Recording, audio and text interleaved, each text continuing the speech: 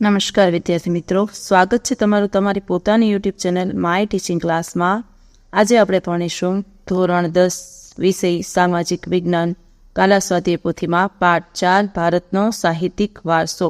ચલો વિદ્યાર્થી મિત્રો, વિભાગ એ ચાલુ કરીશું। વિભાગ એમાં જુઓ, માંગ્યા મુજબ આપણે ઉત્તર આપવાના છે। તો પહેલો પ્રશ્ન જોડકાનો છે, તો જુઓ વિભાગ અ અને બ આપેલ છે। તો કાલિદાસ, એના સામે લખો 2 અભિજ્ઞાન શાકુંતલમ। ભવભૂતિ, તો એમાં લખો પહેલું ઉત્તર રામચરિત। ભારવી, તો એમાં લખો 5મું કિરાતાર્જુનિયમ અને વિશાખાદત્ત, તો એમાં લખો 3જું મુદ્રા રાક્ષસ। એવી રીતે બીજું જોડકું છે, બીજા જોડકા પહેલાના સામે 5મું, બીજાના સામે 4થું, ત્રીજાના સામે પહેલું અને ચોથાના સામે બીજું। એવી જ રીતે ત્રીજા જોડકામાં લખો પહેલાના સામે 3જું, બીજાના સામે 5મું, ત્રીજાના સામે પહેલું અને ચોથાના સામે બીજું। ચાલો વિદ્યાર્થી મિત્રો, હવે પ્રશ્ન નંબર 2 છે, નીચેના વિધાનો ખરા છે કે ખોટા તે જણાવો। ચાલો વિદ્યાર્થી મિત્રો, તમારે લખવાનું છે, જો ભારતની પ્રાચીન લિપિ વૈદિક સમયની છે તો એમાં લખો ખોટું। પછી લખો દ્રવિડની સૌથી જૂની ભાષા તેલુગુ છે, તો એમાં લખો ખોટું। પછી તોલકાપ્પિયમ એ કવિ તિરુવેલ્લુરે રચેલો વ્યાકરણ ગ્રંથ છે, તો એમાં લખો ખોટું। રાજ તરંગીણી ભારતનો સર્વપ્રથમ ઐતિહાસિક ગ્રંથ છે, તો એમાં લખો ખરું। જો વિદ્યાર્થી મિત્રો લખી શકો છો, અને 5મું આવશે ખરું અને 6થું આવશે ખોટું। એવી જ રીતે પાછું ફરીથી બોલું છું, ખોટું, પહેલામાં બીજું ખોટું, ત્રીજું ખોટું, ચોથું ખરું, 5મું ખરું અને 6થું ખોટું। 7મા પ્રશ્ન છે, એમાં પણ લખો ખરું, 8મામાં લખો ખોટું અને 9મામાં લખો ખરું। જોઈ શકો છો વિદ્યાર્થી મિત્રો। પછીનો પ્રશ્ન છે, સંક્ષિપ્તમાં ઉત્તર આપો। એક શબ્દમાં ઉત્તર આપણે લખવાના છે। તો પહેલાનો જવાબ આવશે અષ્ટાધ્યાયી, બીજામાં આવશે ઋગ્વેદ, ત્રીજામાં આવશે સામવેદ, ચોથામાં આવશે યજુર્વેદ, 5મામાં આવશે મહાભારત, 6ઠામાં આવશે કૌટિલ્યનું અર્થ, 7મામાં આવશે અર્થશાસ્ત્ર, 5મામાં લખો કૌટિલ્યનું, 6ઠામાં કૌટિલ્યનું અર્થશાસ્ત્ર, 5મામાં મહાભારત, 6ઠામાં કૌટિલ્યનું અર્થશાસ્ત્ર, 7મામાં પાલી, 8મામાં તમિલ। જોઈ શકો છો વિદ્યાર્થી મિત્રો, 8મામાં આવશે તમિલ, 9મામાં આવશે કવિ વીરવલ્લભ, 10મામાં રાજ્ય તરંગિણી, 11મામાં સંચેતનિષ્ઠતા, 11મામાં લોકો સંત ચૈતન્યથી, અને 12મામાં અબુલ ફઝલ, 13મામાં લોકો યુઆન સ્વાંગે, અને 14મામાં લોકો તક્ષશિલા। જો વિદ્યાર્થી મિત્રો, બધા જવાબ પાછા તમને ફરીથી દેખાડી દઉં। તમે જોઈ શકો છો, અષ્ટાધ્યાયી, ઋગ્વેદ, સામવેદ, યજુર્વેદ, મહાભારત, કૌટિલ્યનું અર્થશાસ્ત્ર, પાલી, તમિલ, કવિ વીરવલ્લભ, રાજ્ય તરંગિણી, સંત ચૈતન્યથી, અબુ ફઝલ, યુએન સ્વાંગે અને તક્ષશિલા। આ જોઈ શકો છો વિદ્યાર્થી મિત્રો। હવે છે ખાલી જગ્યા, પ્રશ્ન નંબર 4 છે, યોગ્ય વિકલ્પ પસંદ કરી ખાલી જગ્યા પૂરો। તો પહેલી ખાલી જગ્યામાં હડપ્પા, બીજીમાં કુરલ, ત્રીજીમાં રાજ તરંગિણી, ચોથીમાં ચંદ્રયાન, 5મીમાં અમીર ખુશરો, 6ઠ્ઠીમાં કબીર, 7મીમાં ચૈતન્ય, 8મીમાં નાલંદા અને 9મીમાં તક્ષશિલા। 5મો પ્રશ્ન છે, આપેલા વિકલ્પમાંથી સાચો વિકલ્પ શોધી ઉત્તર લખો। પહેલામાં લખો અષ્ટાધ્યાયી, એટલે આવશે વિકલ્પ એ। ચલો વિદ્યાર્થી મિત્રો જોઈ શકો છો। પછી બીજું આવશે દ્રવિડ કુળની સૌથી જૂની ભાષા, તેમાં આવશે તમિલ। પછી છે ત્રીજું ભારતીય સાહિત્યનો પ્રાચીનતમ ગ્રંથ, તેમાં લખો ઋગ્વેદ। ચોથું બૌદ્ધ સાહિત્ય કઈ ભાષામાં લખાયેલું છે, તેમાં લખો પાલી। પછી 5મું કવિ ચંદરબાઈનો કયો ગ્રંથ હિન્દી સાહિત્યનો પ્રારંભિક ગ્રંથ છે, તેમાં લખો પૃથ્વીરાજ રાસો। 6ઠું ગુજરાતી ભાષામાં ભક્તિ ગીતો લખવાનો પ્રારંભ કોણે કર્યો, તો કે નરસિંહ મહેતાએ। પછી લખો શુદ્રક મૃચ્છકટિકમ દંડી, એમાં લખો દશકુમાર રહિત, અને 8મામાં લખો કલ્હણ। ચલો વિદ્યાર્થી મિત્રો, હવે આપણે વિભાગ સી ચાલુ કરવાનું છે। વિભાગ સીમાં જો મુદ્દાસર ઉત્તર લખવાના છે। પહેલું, ભારતમાં વેદો કેટલા છે અને કયા કયા છે તે સમજાવો। તો વિદ્યાર્થી મિત્રો જવાબ લખીશું। જો લખો વેદો 4 છે, ઋગ્વેદ, યજુર્વેદ, સામવેદ અને અથર્વવેદ। ઋગ્વેદ ભારતીય સાહિત્યનો પ્રાચીનતમ અને 10 ભાગમાં વહેંચાયેલો અદ્ભુત ગ્રંથ છે। તેમાં કુલ 1028 ઋચાઓ એટલે કે સૂક્તો છે, તેમાંથી મોટા ભાગની ઋચાઓ દેવોને લગતી સ્તુતિઓ છે। આ સ્તુતિઓ યજ્ઞ પ્રસંગે કરવામાં આવતી. તેમાંથી ઉષાને સંબોધન કરતી કેટલીક સ્તુતિઓ મનમોહક છે. યજુર્વેદ યજ્ઞનો વેદ કહેવાય છે. તે ગદ્ય અને પદ્ય સ્વરૂપમાં છે. તેમાં યજ્ઞના મંત્રો, યજ્ઞની ક્રિયાઓ અને વિધિઓ દર્શાવવામાં આવી છે. સામવેદમાં ઋગ્વેદની ઋચાઓનું ગાન કરવાની રીતિ દર્શાવી છે. એ શ્લોકો રાગ અને તેલ સાથે ગાવામાં આવે છે. તેથી સામવેદને સંગીતની ગંગોત્રી કહે છે. અથર્વવેદમાં અનેક પ્રકારના કર્મકાંડો અને સંસ્કૃતિનું વર્ણન છે. જોઈ શકો છો વિદ્યાર્થી મિત્રો. હવે બીજું છે અમીર ખુશરોનો ટૂંકમાં પરિચય આપો. લખો. અમીર ખુશરો દિલ્હીના સલ્તનત કાળનો સૌથી મહાન સાહિત્યકાર ગણાય છે. તે એક કવિ, ઇતિહાસકાર, સંગીતકાર અને રહસ્યવાદી સંત હતો. અમીર ખુશરો સુપ્રસિદ્ધ હઝરત નિઝામુદ્દીન ઔલિયાનો શિષ્ય હતો. તે ફારસી અને સંસ્કૃત ભાષાનો વિદ્વાન હતો. આશિકા, નૂર, નુહા, સિપિહર અને કિરાતુલ સદાયની તેની જાણીતી કૃતિઓ છે. આ ઉપરાંત તેણે અનેક કાવ્ય ગ્રંથો પણ રચ્યા હતા. અમીર ખુશરોને ભારતીય હોવાનો ગર્વ હતો. તેથી તે ભારતને પૃથ્વી પરનો સ્વર્ગ માનતો હતો. તેણે પોતાના પુસ્તકોમાં ભારતનું વાતાવરણ, તેની સુંદરતા, ઇમારતો અને જ્ઞાન વિજ્ઞાનના ભારોભાર વખાણ કર્યા છે. જોઈ શકો છો વિદ્યાર્થી મિત્રો. જવાબ તમે. પછીનો પ્રશ્ન છે ભારતમાં ઉર્દુ ભાષાના વિકાસનો પરિચય આપો. જો ત્રીજો પ્રશ્ન છે ભારતમાં ઉર્દુ ભાષાના વિકાસનો પરિચય આપો. તેમાં લખો. ભારતમાં ઉર્દુ ભાષાનો જન્મ મધ્યયુગ દરમિયાન થયો હતો. સમય જતાં નવી ભાષા સાહિત્યની દ્રષ્ટિએ સૌથી સમૃદ્ધ ગણાતી ભારતની અન્ય ભાષાઓની સમકક્ષ બની. ઉર્દુ ભાષામાં વલી મીરદર્દ, મીરતકી મીર, નજીર, અકબરાબાદી, અસદુલ્લા ખાન, ગાલિબ વગેરે મહાન કવિઓ થયા. 18મી સદીમાં ઉર્દુ ગદ્ય વિકસ્યું. સંસ્કૃતના મોટા ભાગના ઐતિહાસિક ગ્રંથોનું ઉર્દુમાં ભાષાંતર થવા લાગ્યું.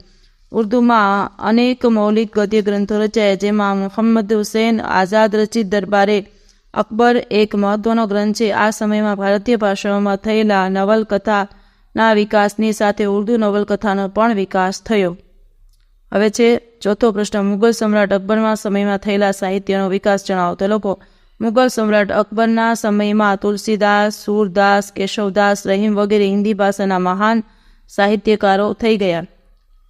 કવિ કેશવદાસે પ્રેમ અને વિરહના વિષયો પર સાહિત્ય રચ્યું.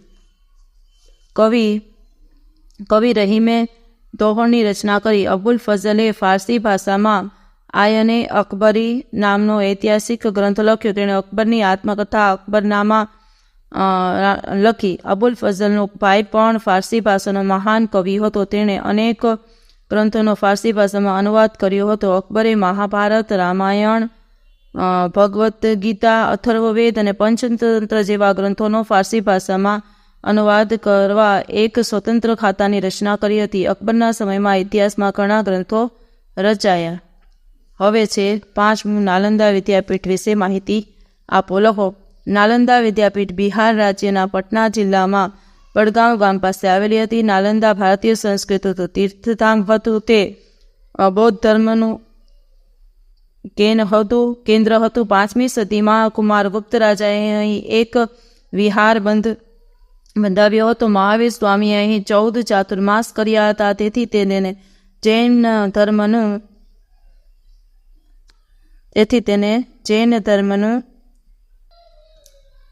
ધર્મનું તીર્થ બન્યું હતું. ઈસુની 5મી થી 7મી સદી દરમિયાન નાલંદા વિદ્યાપીઠ શિક્ષણધામ તરીકે ખૂબ પ્રસિદ્ધ હતી. દેશ પરદેશથી અનેક વિદ્યાર્થીઓ અહીં અભ્યાસ અને સંશોધન માટે આવતા. આ વિદ્યાપીઠમાં હજારો હસ્તલિખિત ગ્રંથોના અમૂલ્ય ભંડાર હતા. અહીં વિશ્વમાં શ્રેષ્ઠમ ગણાય એવા ગ્રંથાલયો હતા. અહીંનો ગ્રંથાલય વિસ્તાર ધર્મગંજના નામથી ઓળખાતો. આ સદીમાં ચીન પ્રવાસી યુઆન સ્વાંગે આ વિદ્યાપીઠમાં રહી બૌદ્ધ ધર્મના શાસ્ત્રોનો અભ્યાસ કર્યો હતો. તે ચીન પાછો ગયો ત્યારે 657 જેટલા હસ્તલિખિત ગ્રંથો પોતાની સાથે લઈ ગયો હતો. નાલંદા વિદ્યાપીઠમાં 7 મોટા ખંડો હતા. તેમાં આશરે 300 વ્યાખ્યાન ખંડો હતા. વિદ્યાર્થીઓને રહેવા માટે મઠો હતા. વિદ્યાપીઠના નિભાવ માટે દાનમાં મળેલા અનેક ગામોની આવકમાંથી વિદ્યાર્થીઓને રહેઠાણ, ભોજન અને વસ્ત્રો વિનામૂલ્યે પૂરા પાડવામાં આવતા હતા. નાલંદા વિદ્યાપીઠમાં તત્વજ્ઞાન, શિલ્પકલા, મંત્રવિદ્યા, ન્યાય, વ્યાકરણ, તર્કશાસ્ત્ર, યોગશાસ્ત્ર વગેરે વિષયોનું તેમજ બૌદ્ધ ધર્મ અને વેદ ધર્મનું શિક્ષણ આપવામાં આવતું હતું. હવે જે છઠ્ઠો પ્રશ્ન, તક્ષશિલા વિદ્યાપીઠ વિશે નોંધ લખો. તો લખો, તક્ષશિલા વિદ્યાપીઠ હાલના પાકિસ્તાનમાં આવેલ રાવલપિંડીની પશ્ચિમે આવેલી હતી. તક્ષશિલા પ્રાચીન ગાંધાર પ્રદેશની રાજધાનીનું શહેર હતું. 7મા સૈકામાં મૌખિક વાર્તા પ્રમાણે રઘુવંશી ભગવાન રાજાના ભાઈ ભરતના પુત્ર તક્ષના નામ પરથી આ સ્થળનું નામ તક્ષશિલા પડ્યું હોવાનું મનાય છે. તક્ષશિલા વિદ્યાપીઠમાં વેદ, શસ્ત્રક્રિયા, ગજવિદ્યા, ધનુર્વિદ્યા, વ્યાકરણ, તત્વજ્ઞાન, યુદ્ધ વિદ્યા, ખગોળશાસ્ત્ર, જ્યોતિષશાસ્ત્ર વગેરે કુલ 64 વિદ્યાઓનું શિક્ષણ આપવામાં આવતું હતું. વારાણસી, રાજગૃહ, મિથિલા, ઉજ્જૈન વગેરે દૂરના શહેરોમાંથી વિદ્યાર્થીઓ આ વિદ્યાપીઠમાં અભ્યાસ માટે આવતા.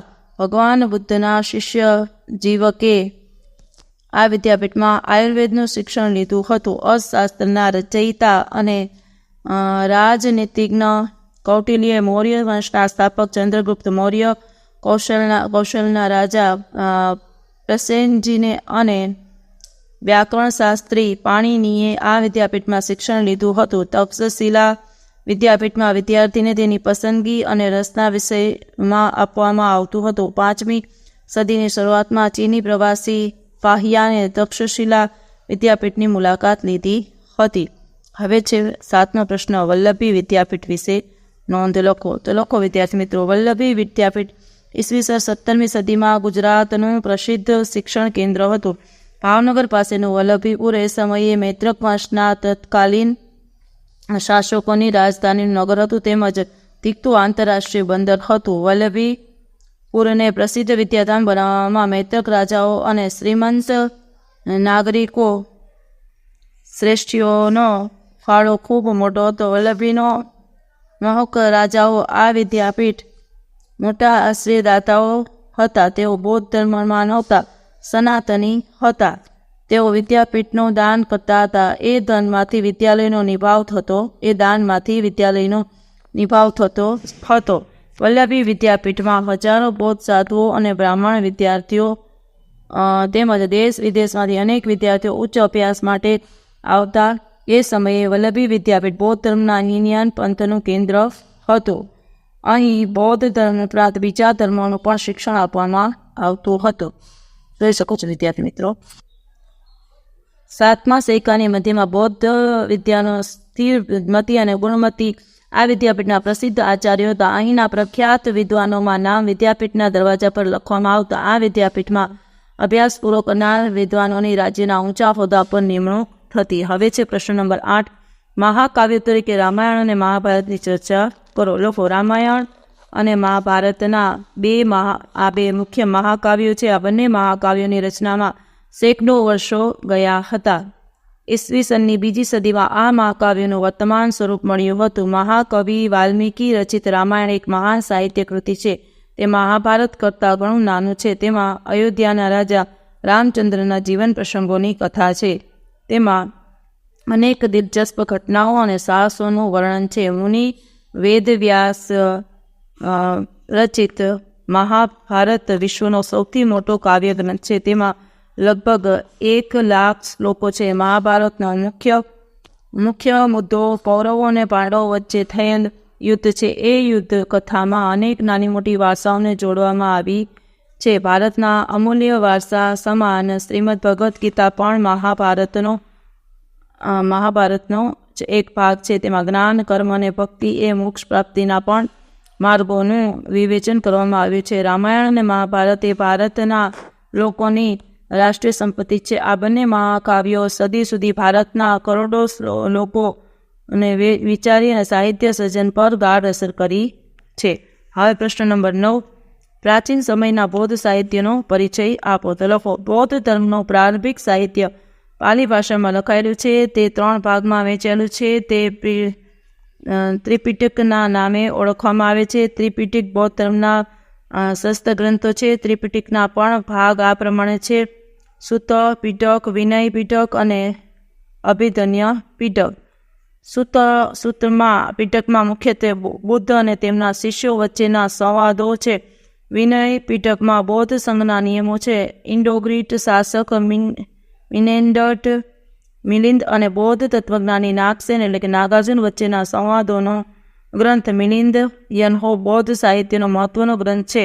બુદ્ધના પૂર્વજન્મને રજૂ કરતી સેંકડો જાતક કથાઓ બૌદ્ધ અગત્યનો અંગ છે. સમય જતાં અનેક બૌદ્ધ ગ્રંથો સંસ્કૃત ભાષામાં લખાયેલા, તેમાં અર્થઘોષ રચિત બુદ્ધ રચિત સૌથી વિશેષ જાણીતો ગ્રંથ છે.